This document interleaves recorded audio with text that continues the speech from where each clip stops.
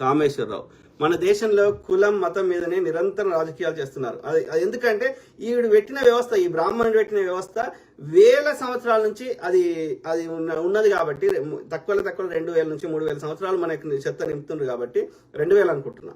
So నింపుతుండ్రు కాబట్టి ఒక్క రోజులో పోవాలని కోరుకుంటున్నాం కానీ పోతలేదు కదా. ఎట్లా పోతుంది? ప్రతి చోట మనము కుల వృత్తులు మానండి, సగం పోతుంది దరిద్రం. ఓకే, ఈ గుడికి పోయి బ్రాహ్మణ్ తోటి పూజలు చేయించుకున్నాడు అవన్నీ బంద్ చేసినానుకో ఇంకా చాలా అవుతుంది. నరసింహ ఎర్రపాక పోవాలి అన్న, పోవాలి, కష్టపడదాం. ఓకే, ఎవరైతే మాకు వివక్ష ఉండే అవకాశం ఉంది అనిపిస్తే తోకలు మార్చేయండి, శర్మనో శాస్త్రియో పెట్టుకోండి. రవికాంత్ కుసుమ గ్రేట్ రాజు గారు, థ్యాంక్ యూ బ్రదర్. కామేష్ ఆయనకి చెప్తాము. జేరెక్స్ ఏమంటున్నారు?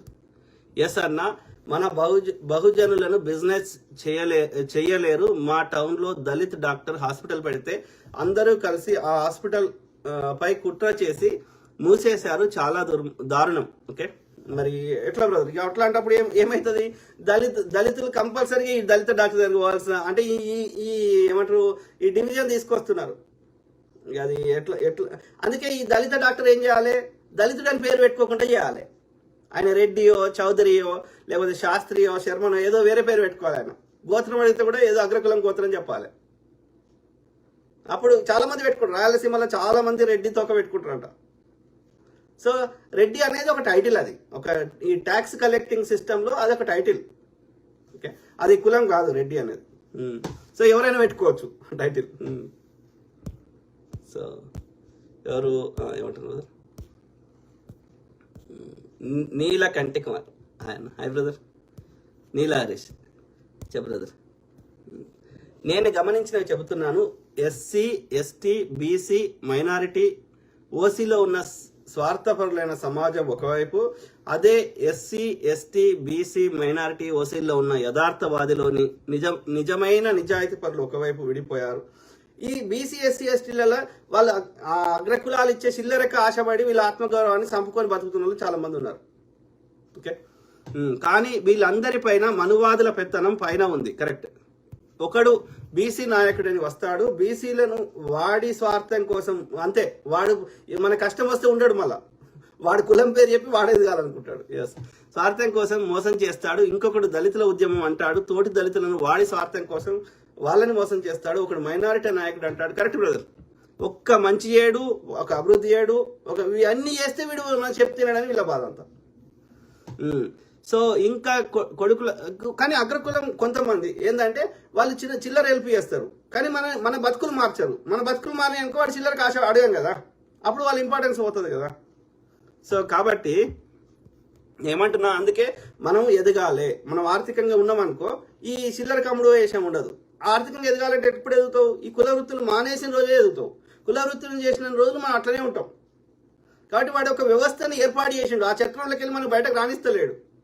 The only way is, first step మనం చేయాల్సింది, కొన్ని రోజులు కష్టమైనా సరే ఏదో ఒక పని చేసుకో, కానీ కుల వృత్తి మాత్రం చేయకు. అంటే ఇది వాడి యొక్క వ్యవస్థని మనము ఏమంటారు, నిరాకరిస్తున్నట్లు లెక్క, తోసి పారేస్తున్నట్లు లెక్క. దోచుకొని తోటి కులస్తులు మోసం చేస్తున్నాడు. వారికి అన్ని వర్గాల్లో ఉన్న వాళ్ళకి జరుగుతున్న నిరంతర పోరాటం ఇది. కరెక్ట్ బ్రదర్, నీలా హరీష్ బ్రదర్. సో కాబట్టి ద సొల్యూషన్ ఈస్, ఫస్ట్ కుల వృత్తులు మానేద్దాం. ఓకే, తర్వాత తోకలన్నీ మార్చేసుకుందాం. ఇంకా అప్పుడు వాడికి తెలియదు కదా మన ఏ కులమో, రైట్? డిఫరెన్షియేట్ చేయలేడు.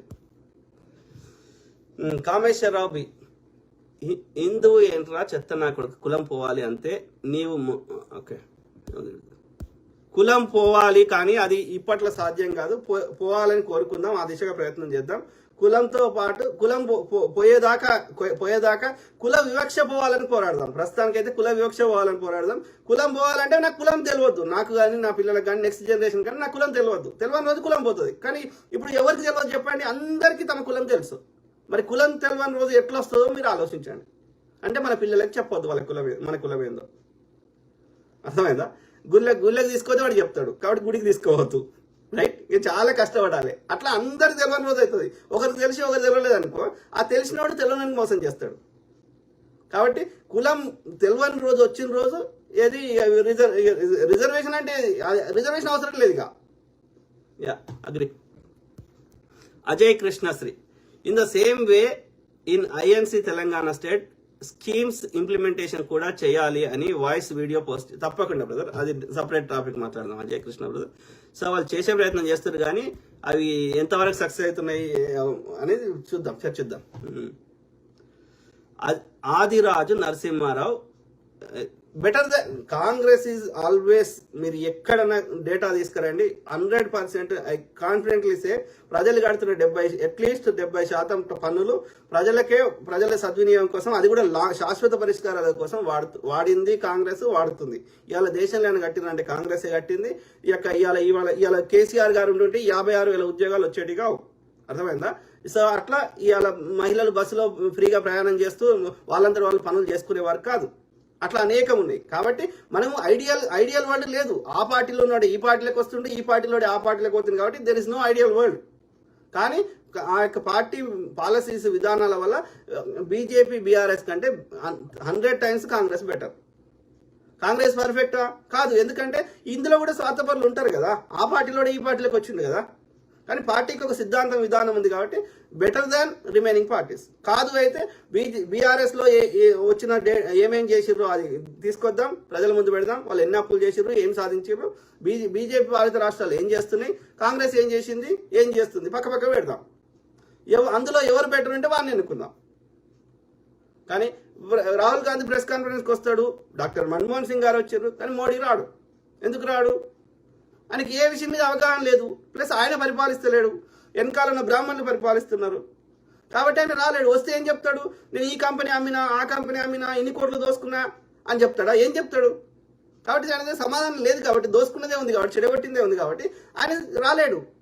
ఎవడో స్క్రిప్ట్ రాసి ఇచ్చింది గట్టిగా అరుతాడు అంతే. మన ఎమోషన్స్తో ఆడుకునే ప్రయత్నం చేస్తాడు.